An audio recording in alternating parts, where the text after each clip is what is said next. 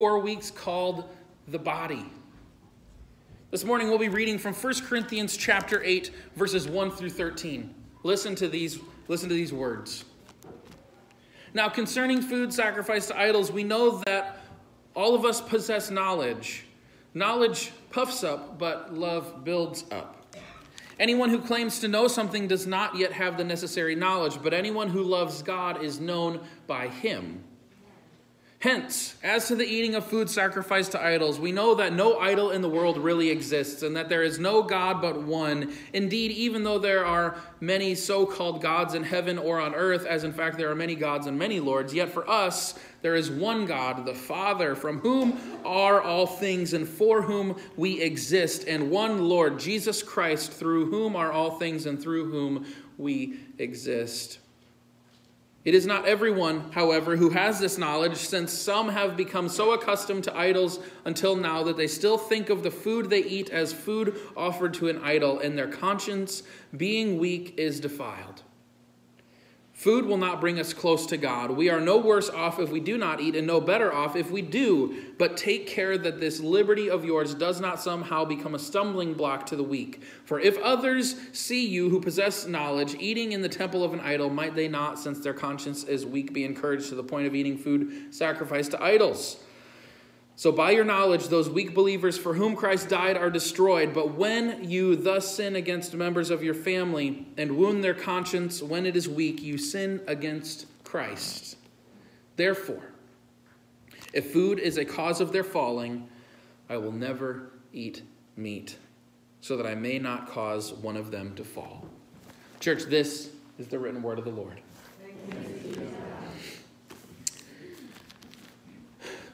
You guys know I like to ask questions. I often start sermons with a question. So here's a question for you. What are things we fight about? Husbands and wives, don't answer this. I read a survey about the things spouses fight about. Do you know what the top 3 things spouses fight about? Money, we know that. Number 2 was what temperature to set the thermostat. And number 3 was where the dishes go when you take them out of the dishwasher. Now, obviously, I'm kidding about that. But truthfully, if you think about it, sometimes the things we fight over can be kind of silly. Not just in marriage. I mean, that's a good example for those of us who are married. But in life. What do we fight about? Now, here's a question. What are the things the church fights about? And this is a genuine question. I really want to know what you think. You can respond out loud. Music. Oh, Solveig, we're going to talk about that. Yeah. What are things we fight about? Color on the carpet. Color of the carpet. Come on, that's right. Now, obviously, these aren't things we fight about at Hastings Naz. These are things other Christians fight about, right? What are they? What are the things we fight about? What version of the Bible do you use? Oh, what version of the Bible to use? Pastor's sermon illustrations. Pastor's sermon illustrations, yeah. Always got to fight about pastor's sermon illustrations. This is the danger of asking the congregation to participate. What else do we fight about? Probably how to spend the finances. How to spend finances. Politics. Oh, surely not. Oh, we fight about some things in the church. Did you know that? Do you remember the worship wars? Do you know what the worship wars were? They took place in the early 90s and the 2000s. Here was the worship wars. And there are still churches that operate with 2 separate styles of worship in multiple services, right? You've got typically an early service that's got traditional songs. Then you've got a later service that's got contemporary songs. I don't think that's the worst thing in the world. But I'll tell you right now that when we go to 2 services, I don't think that we're going to designate one service as traditional and one as contemporary. We'll have our worship will not be segregated by style or preference. We want the church to be united. We won't separate on those lines. We fought about music, haven't we? Politics? We don't fight about politics, do we? Surely the church is not divided politically, is it? Church, I will tell you honestly. I have heard every single one of the following statements by someone who is speaking incredibly genuinely. 4 statements I'm going to say just now. I've heard all of them spoken by someone who is absolutely genuine. You can't be a Christian and vote Democrat. You can't be a Christian and vote Republican. You can't be a Christian and vote. You can't be a Christian and not vote. I have heard all 4 of those spoken from very genuine people, and they all meant it. Boy, we make it tough to be a Christian. And if these are true, can I confess to you right now that I'm a bad Christian? If these 4 statements are true, you can't be a Christian and vote Democrat. You can't be a Christian and vote Republican. You can't be a Christian and vote. You can't be a Christian and not vote. If that's the case, then I am a bad Christian. Because if I can confess to you, as someone who is not affiliated with any party, I have committed all of these at one point in my life or another. For various elections, I have voted for many parties. For various reasons, I have chose to abstain from voting in an election. And for various reasons, I have chosen to vote in elections I never had before. We fight about politics a lot. You ever think about how we fight about what people should wear? Have you ever been to churches where you're not allowed to be on the platform if you're not in a suit or in a dress? Once again, I'm sorry. I don't have my suit on today. I didn't even wear a tie today. What's interesting, though, is that very often, more often than not, or more often than the opposite, the church has fought about what women should wear more than they have about what men should wear. Isn't it a bit ironic that an organization mostly run by men has had so much to say about how women dress? And more often than not, it's traditions that don't allow women to lead that have the most to say about what women wear. Truthfully, we just like to fight about women in the church. Should women be ordained? Should women lead? Should women have the title of pastor or director? I know churches that when they changed staff from a male to a female, they changed the title of the position from pastor to director. Just this month, a very influential Baptist preacher out of Minnesota, John Piper, he's a very influential evangelical leader, and he said that women should not teach in seminaries. Because if women teach in seminaries, they'll be teaching the men who will be pastoring the churches, so therefore men shouldn't be taught by women when they go to pastor. For the record, the Church of the Nazarene was ordaining women before women could vote in this country. This church, Hastings Church of the Nazarene, was started in 1932, 86 years ago, by a pioneering female pastor on a storefront downtown. I'm very glad to have attended a seminary with a woman as a president, Dr. Carla Sundberg, who is now one of the general superintendents for the Church of the Nazarene, the highest office in the denomination. Women, I'm sorry that powerful men have fought about you way too much. Another big thing we fight about today seems like the debate du jour, right? Homosexuality, LGBT, transgenderism, right? Sorry, am I not supposed to talk about these things from the pulpit? I know I'm not supposed to. But seriously, These are things we fight about. We have denominations that are deciding to affirm homosexuality, and we have denominations that are buckling down on their anti-homosexual positions. We have denominations that are saying, well, it's up to each congregation to determine whether or not they're going to be affirming. Within the last few months, another denomination has split over this issue. One of the Brethren traditions is currently being torn apart by this issue. The United Methodist Church is struggling with how to reconcile this. The Church of the Nazarene in 2017 amended the language in our manual on the issue of homosexuality. And I believe that the language that was adopted is much more appropriate and it is much more loving than the language that we previously had. Why do you think we get into so many fights? Why do you think the church argues about all these things all the time? I tell you right now, we've got people sitting in this congregation on either sides of multiple issues here. Granted, some of these fights seem more important than other fights. I get it. But the question I want to ask is, why do we always have them? And is there a way to disagree Christianly? See, I think this is what Paul is writing in 1 Corinthians chapter 8. This is what he's talking about. He's talking about those issues that divide the church. And I think it's still a major issue in the Church of Christ in North America in 2017.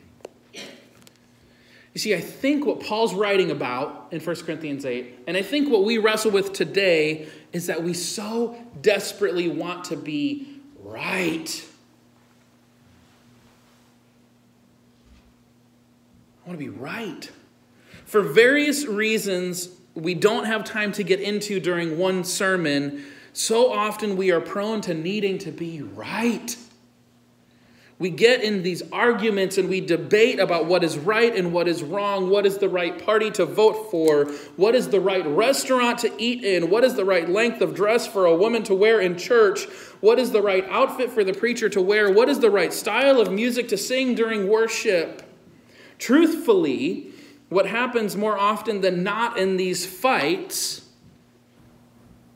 is not a place of unity and love. More often than not, people dig their heels in the dirt deeper and deeper, refusing to budge on one position in order to be perceived as right. Or maybe more true, to not be perceived as wrong. This is why churches split over the worship wars. And church, if I could be a little controversial, I think this is why we have so many influential leaders that defend the language and the action of so many elected officials that would not be tolerated if it was spoken by someone else. Now, don't hear this as an endorsement of one party or another, or one candidate or another, or one platform or another, because it's not. The truth is, this happens on both sides of the political aisle.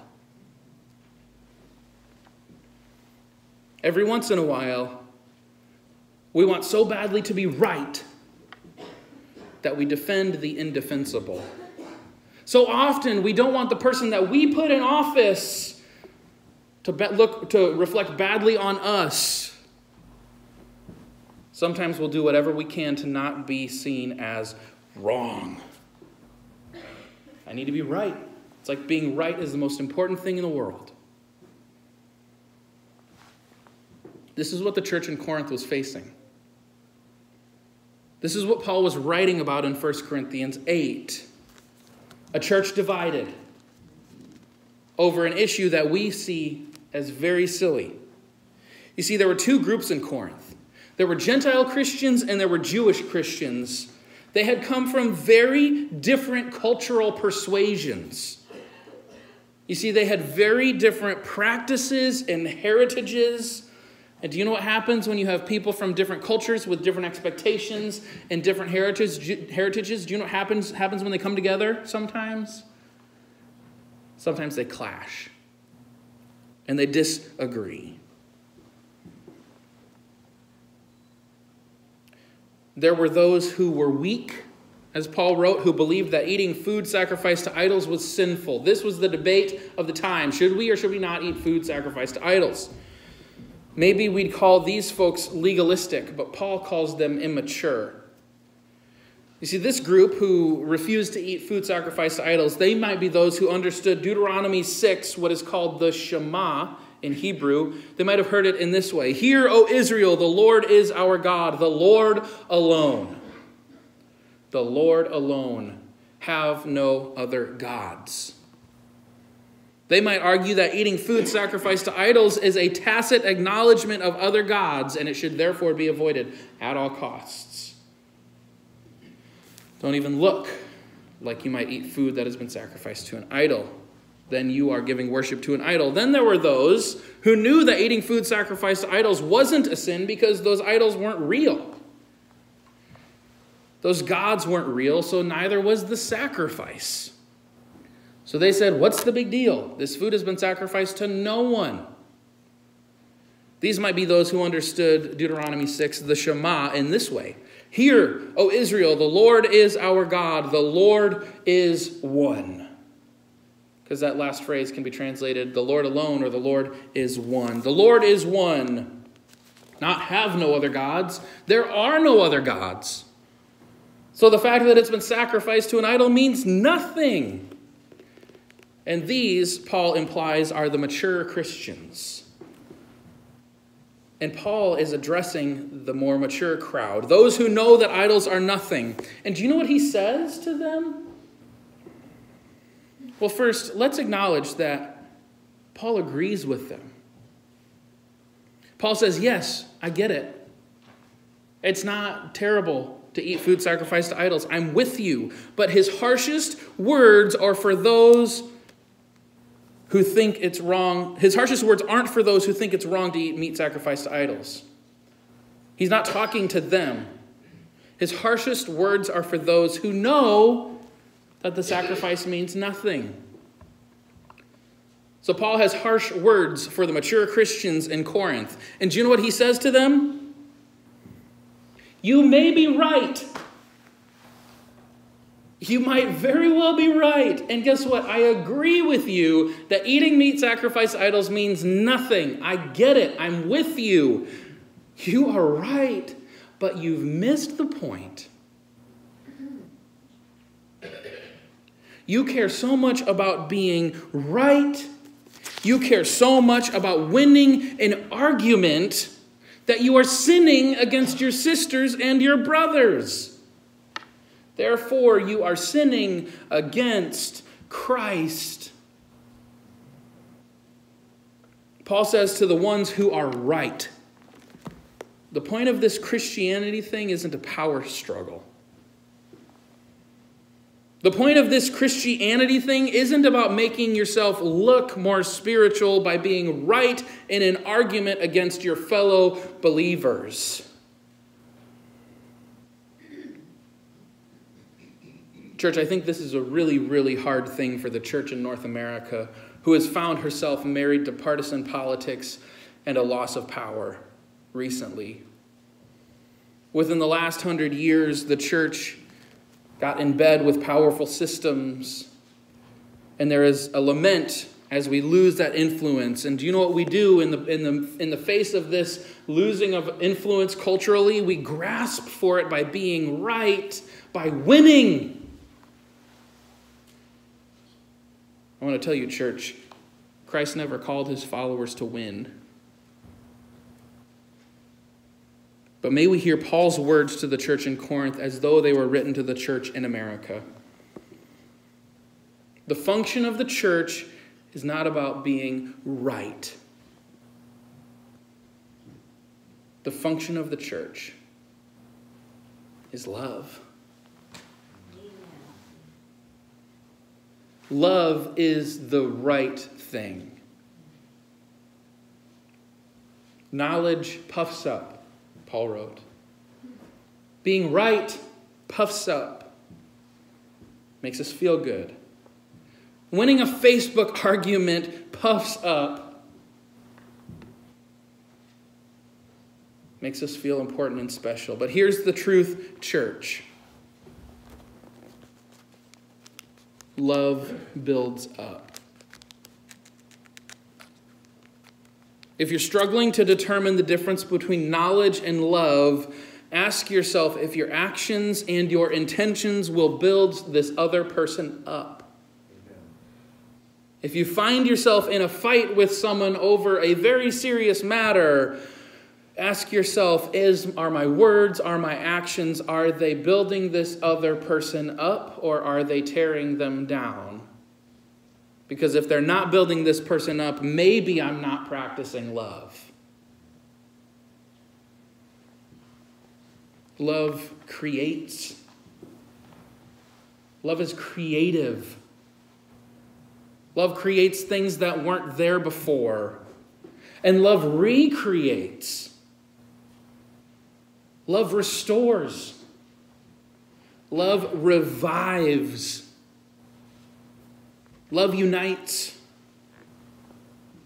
And love heals. And very often, love doesn't just heal the person that we're loving. Very often, love heals us. Church. The nature of the church is love. The function of the church is love.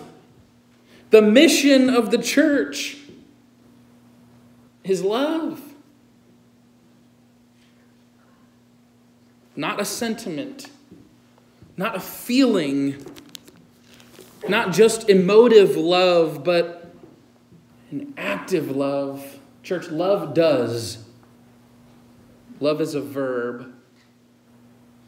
Love flows less out of our heart and our mind than it does our hands and our feet.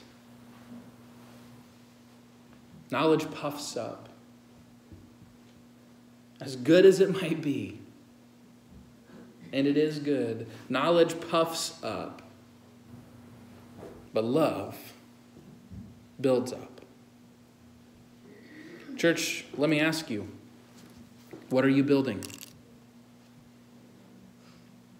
What are we building?